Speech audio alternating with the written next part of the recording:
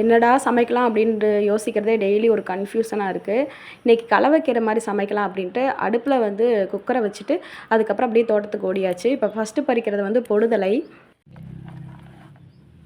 இது சாரணைக்கீரை, பசலைக்கீரை மாதிரி தான் இருக்கும். இதை நம்ம தனியாக சமைச்சாலும் பசலைக்கீரை மாதிரி வலுவலுன்னு தான் இருக்கும். அப்புறம் அம்மன் பச்சரிசி இருந்துச்சு, அதுவும் கொஞ்சம் பறிச்சுக்கிட்டேன். இது வந்து சிலோன் பசலை, இதுவும் கொஞ்சம் பறித்து எடுத்தாச்சு. இது சுக்குடி கீரை, மணத்தக்காளி கீரை, அதுவும் கொஞ்சம் பிஞ்சு இலைகளாக பறித்து எடுத்தாச்சு. இந்த கீரை சிறுகீரைன்னு நினைக்கிறேன், எனக்கு பேர் சரியாக தெரில. இதுவும் பறித்து எடுத்தாச்சு.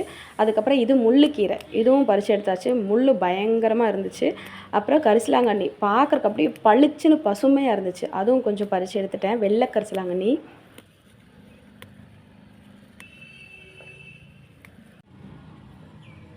மூக்கிரட்டையும் கொஞ்சம் பறித்து எடுத்துக்கிட்டேன். இதில் குட்டி குட்டியாக வந்து பிங்க் கலரில் பூ இருக்கும். இதை பார்த்தே வந்து மூக்கிரட்டை கீரை அப்படின்னு சொல்லி நம்ம கண்டுபிடிச்சிடலாம். அப்புறம் குப்பைக்கீரையும் இருந்துச்சு, அதுவும் கொஞ்சம் பறித்து எடுத்துக்கிட்டேன். கலவைக்கீரைக்கு நம்ம எல்லா கீரையும் போடலாம். எல்லாத்தையும் கொஞ்சம் கொஞ்சம் பறித்து மொத்தமாக பருப்பில் போட்டு சமைச்சோம் அப்படின்னா சூப்பராக இருக்கும். தனியாக சமைக்கணும் அப்படின்னு இல்லை. அப்புறம் கொஞ்சம் பசலைக்கீரை, இதுவும் பறித்து எடுத்துக்கிட்டேன். எல்லாமே மழை பெஞ்சதுக்கு கொழுந்தாவே இருந்துச்சு.